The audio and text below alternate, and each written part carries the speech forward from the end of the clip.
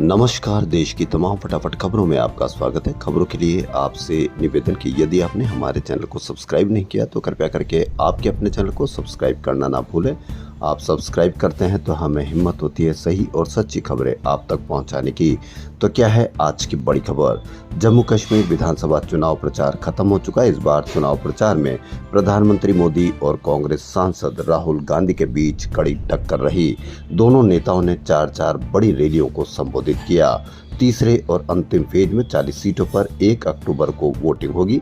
Result 8 अक्टूबर को आएगा। जम्मू और कश्मीर में पहले और दूसरे चरण के मतदान में क्रमशः 61% और 57% वोटिंग हुई थी।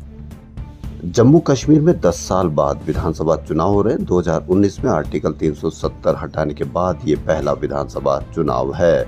अब देखना यह है कि 370 कितना बड़ा मुद्दा होता है, क्योंकि एक पार्टी कह रही है कि 370 वापस लाएंगे, जबकि भाजपा कहती है कि 370 वापस आने वाला नहीं है। हरियाणा में चल रहे चुनावी मौसम के बीच आज कांग्रेस अंबाला से हरियाणा विजय संकल्प यात्रा का आगाज करने वाली है। इस यात्रा में शामिल होने के लिए नेता प्रतिपक्ष राहुल गांधी के साथ साथ कांग्रेस की महासचिव प्रियंका गांधी के भी पहुंचने की संभावना है। तय कार्यक्रम के अनुसार सुबह 10:30 बजे राहुल गांधी अंबाला पहुंचेंगे, जहां हुड्डा ग्राउंड में वह एक जनसभा को संबोधित करेंगे। इसके बाद राहुल रोड शो करते हुए शाम करीब 5 बजे थानेसर पहुंचेंगे। यहां भी वह एक बड़ी जनसभा को संबोधित करेंगे। आपको बताते कि राहुल गांधी की सभाओं में भारी भीड़ हो रही है। यह एक हरियाणा में किस तरफ चुनाव जा रहा है उसकी भी एक वानगी है। राहुल गांधी की यह यात्रा 3 जिलों अंबाला, कुरुक्षेत्र और यमुनानगर से होकर गुजरेगी। इस यात्रा के सहारे राहुल गांधी इन जिलों में आने वाली कुल 12 विधानसभा सीटों पर कांग्रेस का माहौल बनाने का प्रयास करेंगे। 2019 के विधानसभा चुनाव के परिणामों को देखें तो कांग्रेस ने इन 12 सीटों में से 5 सीटों पर जीत दर्ज की थी। हरियाणा में यह राहुल गांधी का तीसरा चुनावी कार्यक्रम होगा। इससे पहले वह 26 सितंबर को करनाल के असंध में और हिसार के बरवाला में चुनावी सभा को संबोधित कर चुके हैं। वहीं हरियाणा चुनाव में प्रियंका गांधी का यह पहला चुनावी कार्यक्रम होगा।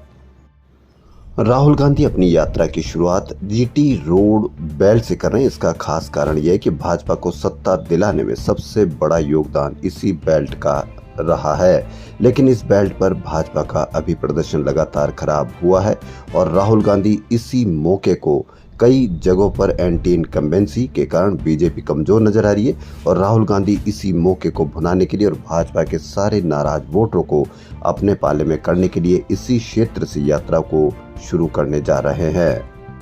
प्रधानमंत्री मोदी ने आकाशवाणी और दूरदर्शन पर प्रसारित होने वाले मासिक कार्यक्रम मन की बात के 114वें एपिसोड को संबोधित किया। उन्होंने कहा कि आमतौर पर एक धारणा घर कर गई कि जब तक चटपटी बातें न हो, नकारात्मक न हो, तब तक उसे तवज्जो नहीं मिलती है। लेकिन मन की बात ने साबित किया कि देश के लोगों में पॉजिटिव जानकारी की कितनी भूख है। केंद्र सरकार की एनआरआई सेल की सालाना रिपोर्ट के अनुसार 2022 में महिलाओं ने 481 शिकायतें दर्ज की। इनमें घरेलू हिंसा, पासपोर्ट जब्त करना, दहेज की मांग कर छोड़ देना, पति से न मिलने देना जैसी शिकायतें हैं। सेल भारत और विदेश दोनों जगह एनआरआई विवाह संबंधी मामले संभालती है।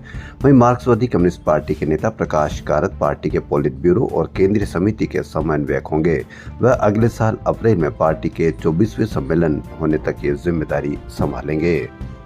आम लोगों में जांच एजेंसियों का किस तरह से डर बैठा हुआ है, इसकी एक वानगी देखिए। जानी मानी टेक्सटाइल इंडस्ट्रीज चलाने वाले वर्धमान ग्रुप के चेयरमैन और एमडी एसपी ओसवाल से 7 करोड़ रुपए की ठगी का मामला सामने आया है। सुप्रीम कोर्ट का नकली वारंट दिखाकर 5 राज्यों के 9 साइबर ठगों ने ओसवाल को ग्रुप की प्रॉपर्टी सीज होने और बदनामी का डर दिखाया। भनक लगने पर ओसवाल ने पुलिस को शिकायत दी। पुलिस ने 2 आरोपियों को गिरफ्तार कर 5 करोड़ रुपए से अधिक बरामद किए। इसे भारत की अब तक की सबसे बड़ी कैश रिकवरी माना गया है।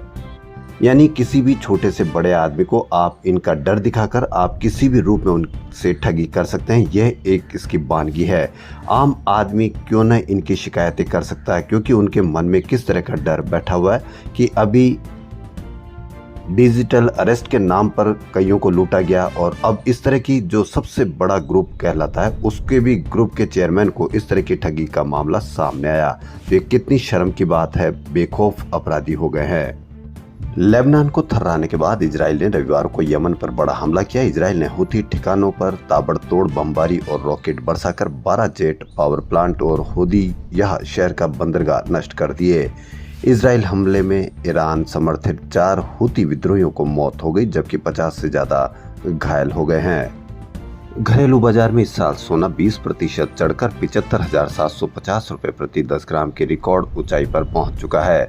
मार्केट एक्सपर्ट्स को निकट अवधि में इससे ज्यादा बढ़त की गुंजाइश नजर नहीं आ रही है, लेकिन फिर भी अंतर्राष्ट्रीय बाजार में दिसंबर का वायदा भाव $2700 प्रति आउंस पहुंच गया है और यह मौजूदा कीमत से सिर्फ 1% कम है। इस महीने सोने की कीमतें 5.6% बढ़ी है, जो मार्च के बाद सर्वाधिक बढ़ोतरी है, जबकि आयात शुल्क भी घटाया गया था। लेकिन अब आप समझ सकते हैं कि आयात शुल्क घटाने का किन को लाभ होगा। आप पर कोई भी असर नहीं हुआ, आपको लाभ का कोई भी फायदा नहीं हुआ। ऐसे ही पेट्रोल डीजल की कीमतों में भी पूरे देश में कोई कमी नहीं की गई है, जबकि दुनिया में क्रूड ऑयल में 19% तक की कमी हुई है।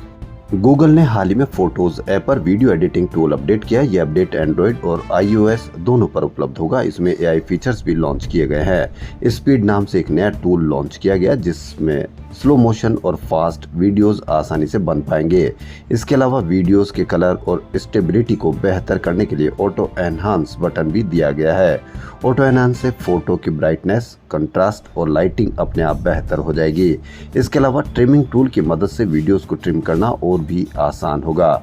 वहीं इसमें AI वीडियो सेट्स भी दिए गए हैं, जिनमें एक बटन दबाते ही वीडियो अपने आप ट्रिम हो जाएगा। उसकी स्पीड और लाइटिंग भी कंट्रोल हो जाएगी। AI प्रीसेट्स में स्लो मोशन, जूम और डायनेमिक मोशन जैसे इफेक्ट्स भी अप्लाई होंगे।